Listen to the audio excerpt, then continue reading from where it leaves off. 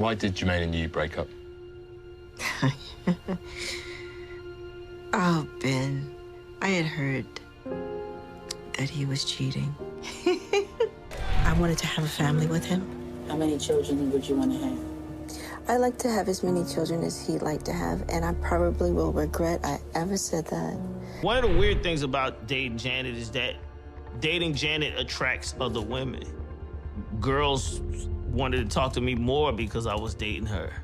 At 58, Janet Jackson has finally opened up about the painful truth behind her relationship with Jermaine Dupri. And after years of silence, we're now seeing what really went wrong. Are you annoyed that people still think of you as Janet Jackson's boyfriend? No, not really. That's that's an award that nobody else will have. That's my own award, yeah. No. The fairy tale romance was hiding secrets that would ultimately tear them apart. From Jermaine admitting to cheating on Janet Jackson and being reckless with other women. Why did it end? Yeah. Probably just me being reckless. To Janet desperately begging for just a sliver of his time. He had asked me to marry him, and I had said yes. Janet Jackson didn't just walk away from Jermaine. She was driven away by betrayals most relationships couldn't survive. And this is just the beginning. So, let's get into it. Janet Jackson was already royalty in the music industry when she met producer and rapper Jermaine Dupri in 2002.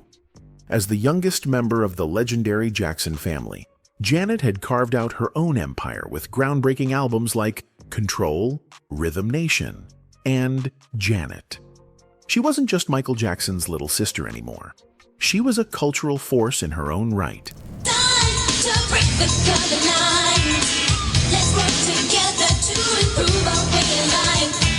The chemistry between Janet and Jermaine was undeniable.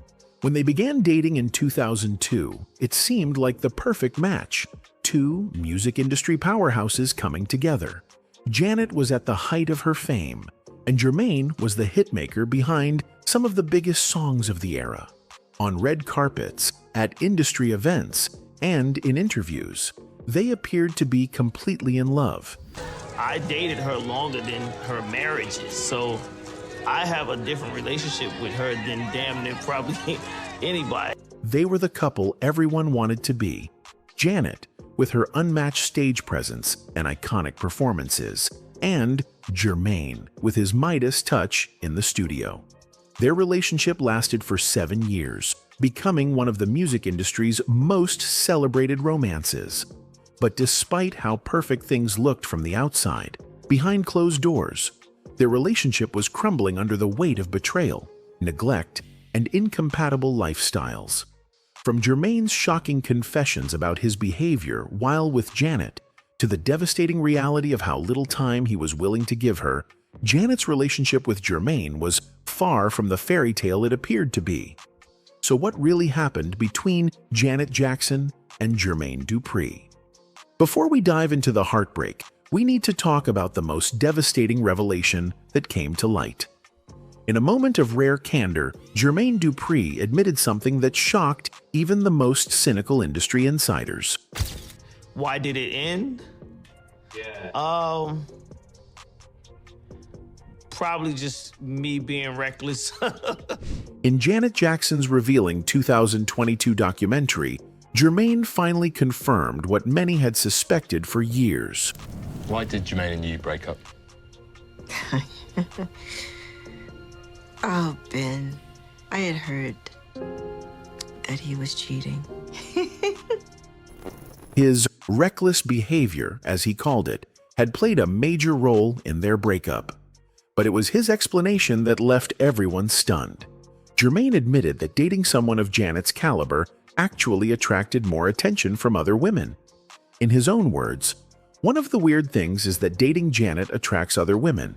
Girls wanted to talk to me more because I was dating her. And I'm a man." This wasn't just a statement, it was a confession. Jermaine was essentially admitting that he used his relationship with Janet to gain access to other women. And worse, he acted on those opportunities. One of the weird things about dating Janet is that dating Janet attracts other women. Girls wanted to talk to me more because I was dating her. For her part, Janet wasn't oblivious to what was happening. In the same documentary, she revealed that she had heard rumors about Jermaine's infidelity throughout their relationship. "I had heard he was cheating," she said, her voice tinged with the pain of betrayal even years later. But the cheating wasn't even the only problem. As Janet would later reveal, there were other things that made their relationship unsustainable. Issues that cut to the very core of what it means to be in a committed partnership. The man who was supposed to be her partner was betraying her trust in the most fundamental way possible. And for Janet, who had already experienced so much public scrutiny and betrayal throughout her life and career, this was a wound that cut particularly deep. But infidelity was just the beginning of their problems. Even when Jermaine wasn't allegedly spending time with other women, he wasn't spending it with Janet either. One of the most painful aspects of their relationship was Jermaine's workaholic tendencies and how little time he actually devoted to Janet. "He was a workaholic," she said, "and he was constantly working. I would not see him for like 3 weeks, a month, and as soon as he would come in, he would go to the club.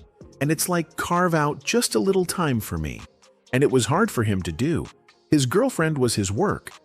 But what makes this particularly heartbreaking is what happened when he did finally step away from work. Instead of spending that precious free time with Janet, he chose the nightlife instead. As soon as he was done working after he would go to the club, Janet recalled. The image this creates is devastating. Janet Jackson, one of the most celebrated and desired women in the world, sitting at home alone while her partner chose to surround himself with the energy and temptations of nightclub life. What's most revealing is Janet's desperate plea. "I would ask him to carve out a little time for me." The simplicity of this request speaks volumes. Janet wasn't asking for grand gestures or lavish displays of affection. She was asking for the most basic element of any relationship, time together. The fact that she had to beg for something so fundamental shows just how neglected she felt in the relationship. Here was Janet Jackson, a woman who could command the attention of thousands in arenas around the world, unable to get the attention of the one person who was supposed to prioritize her. Their conflicting priorities weren't just about time management. They represented a fundamental incompatibility in how they viewed their relationship. For Janet, their partnership should have been at the center of their lives. For Jermaine, it seemed to be just one component of his busy schedule, and often not the most important one. So many other things that I wanted to do, and so many other places that I felt like I wanted to go. I felt like, I started realizing that I started thinking like marriage for me wasn't gonna work. Just something about it. As if infidelity and neglect weren't enough, Janet and Jermaine were also struggling with another major obstacle: geography.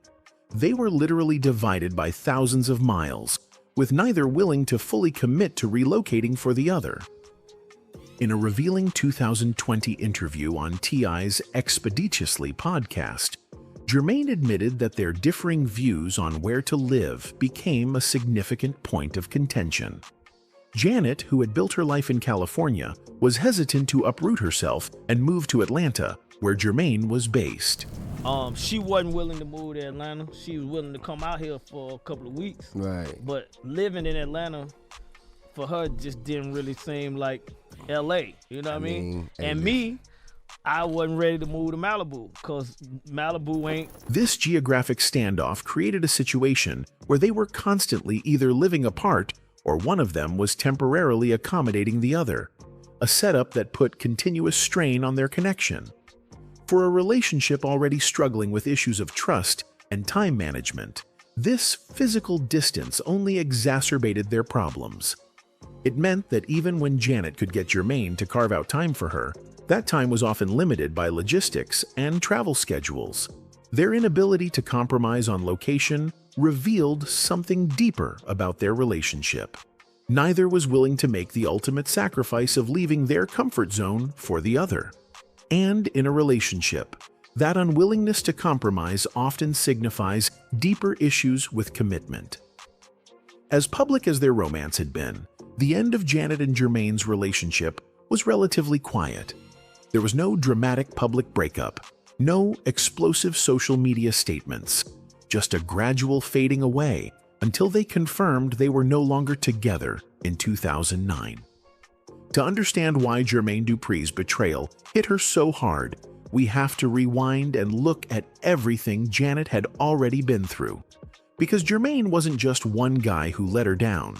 He was the latest in a long line of disappointments that left her with deep emotional scars.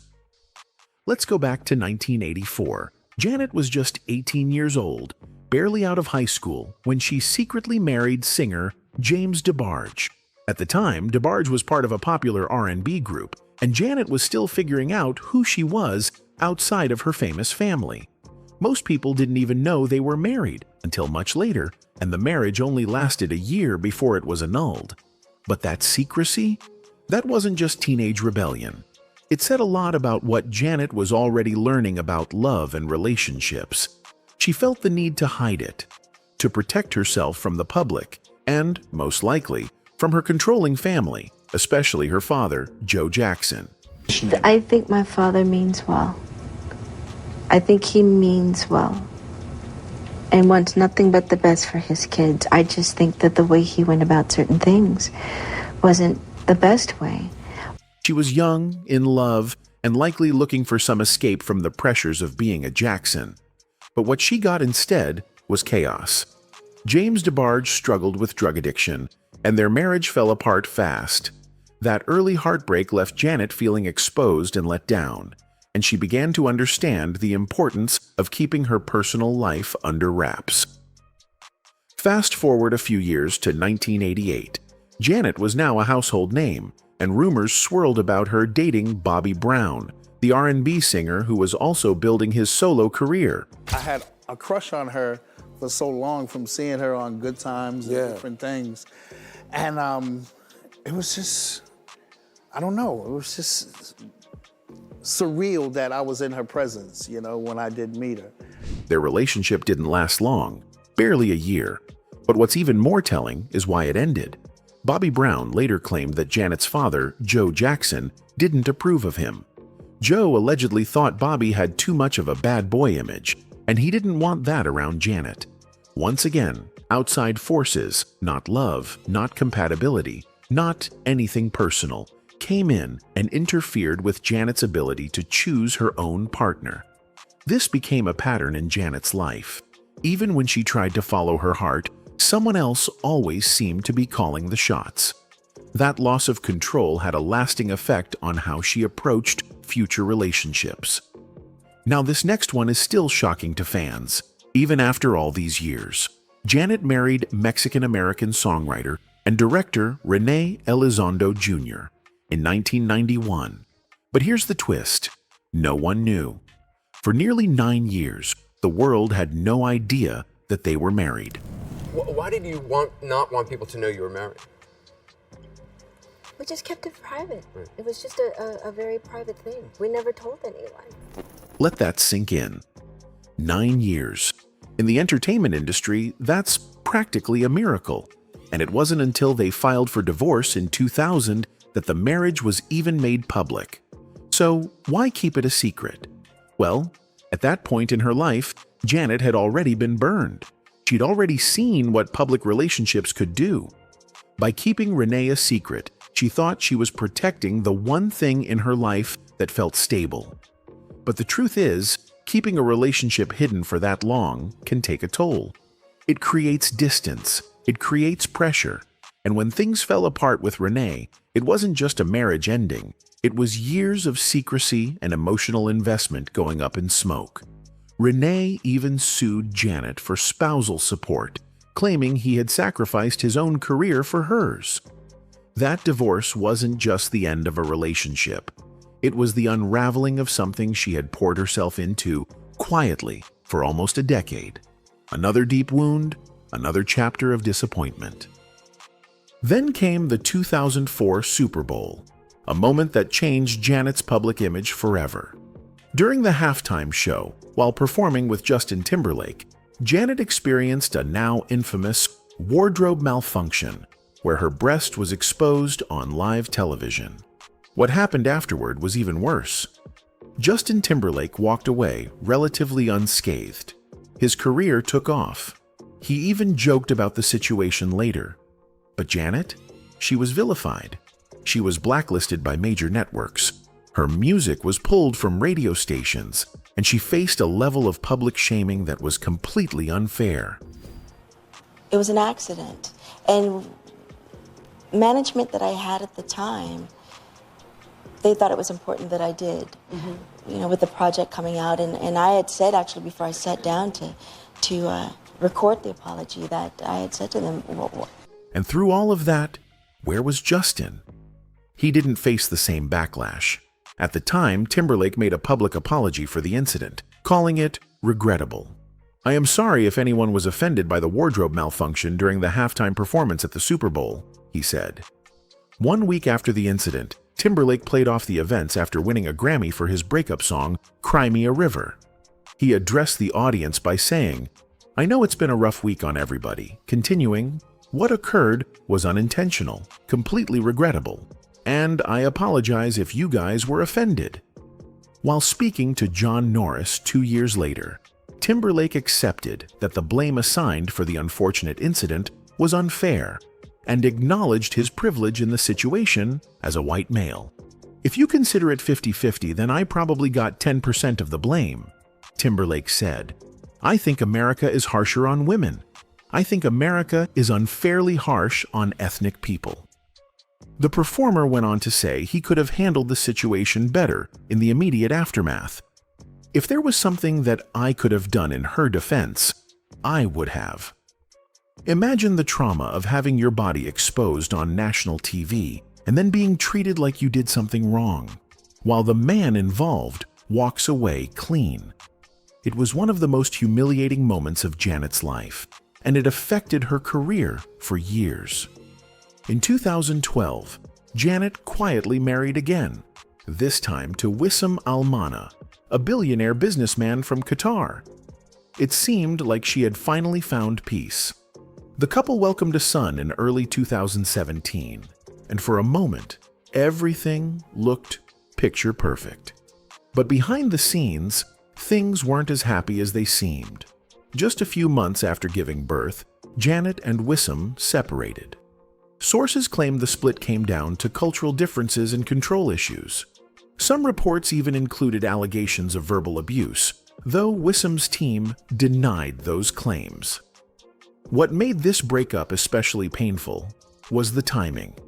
Janet had just become a mother for the first time at age 50. She had a newborn, and she was trying to navigate a marriage that was breaking down fast. I just want to keep it real with you guys for a second. Yes, I separated from my husband. That relationship, like so many before it, had started with promise and ended in disappointment. So by the time Jermaine Dupri came into Janet's life, she had already been through a lot. She wasn't some wide-eyed young woman anymore. She had been hurt, betrayed, controlled, and humiliated. Sometimes privately, sometimes publicly. Janet had spent years learning that love comes with conditions. That being Janet Jackson meant never truly being able to trust that someone wanted her for her, not her fame or what she could do for their career. She'd learned that loving someone meant risking public scrutiny and judgment. She'd learned that the industry would always protect men over her. This is why Jermaine's behavior wasn't just annoying or disappointing. It was triggering old wounds. When he admitted that dating Janet actually attracted other women to him, and that he took advantage of that attention, he was confirming her worst fears, that men saw her as a status symbol, not a person with feelings. When Janet had to beg him to carve out a little time for me, while he chose work and clubs over her, it reinforced the message she'd received her whole life, that her needs would always come second. Look at the words Janet uses when talking about her relationships. She speaks of needing more than he was giving her. This isn't someone with unreasonable demands. This is someone who spent a lifetime getting less than she deserves and finally recognizing her worth enough to ask for more. When we look at Janet's romantic history as a whole, we see a woman who's been through the emotional ringer. She's experienced every type of relationship pain, from public humiliation to private betrayal, from controlling partners to absent ones. What makes it even more heartbreaking is that all of this played out while Janet was creating some of the most empowering music for women ever recorded. This is the woman who gave us anthems like Control and What Have You Done For Me Lately? Songs about demanding respect and refusing to settle. But in her private life, she was struggling to find partners who lived up to those same standards. By the time her relationship with Jermaine fell apart, it wasn't just another breakup for Janet. It was confirmation of a painful pattern she couldn't seem to break. Another relationship where she gave her heart and got back broken promises. Another man who couldn't handle being with a powerful woman without seeking validation elsewhere. The truth is, Janet Jackson has spent her entire life surrounded by men who couldn't or wouldn't put her first, from her controlling father who pushed her into showbiz as a child, to partners who either tried to control her or neglected her. Every relationship reinforced the message that her value was tied to what she could provide: entertainment, status, fame, rather than who she was. So when Jermaine chose other women, work, and nightlife over quality time with one of the most iconic women in music history, it wasn't just another disappointment. It was the continuation of a heartbreaking pattern that had followed Janet throughout her entire life. In recent years, something unexpected happened. Rumors began swirling that Janet and Jermaine might have rekindled their romance. The speculation reached such a fever pitch that Jermaine felt compelled to address it publicly. In a 2023 interview, he made it clear that they were exes, shutting down any notion that they had reunited romantically. JD and Janet. Ex. That's fair. I thought we thought, they all come full circle 20 years later. But All exes. But the very existence of these rumors speaks to the enduring fascination with their relationship. Why, after everything that happened, would fans still want to see Janet and Jermaine together? Perhaps it's because, despite all the betrayal and heartbreak, there was something genuinely magnetic about their connection. Something that made people believe in second chances. Or perhaps it's because Janet Jackson, now 58, has never fully found the stable, loving relationship that her fans believe she deserves. After everything she's contributed to music and culture, there's a collective desire to see her happy. But as Janet herself has shown us, sometimes walking away is the strongest thing you can do. Sometimes confirming the awful rumors and acknowledging the pain is the first step toward healing. Today, Janet Jackson continues to tour, perform, and inspire generations of artists. She's released her documentary, giving fans unprecedented access to her thoughts and feelings about her life and career, and she's doing it all on her own terms. As for Jermaine, he continues his work in the music industry, but he'll forever be linked to Janet, not just as her former partner, but as the man who, by his own admission, couldn't appreciate what he had when he had it.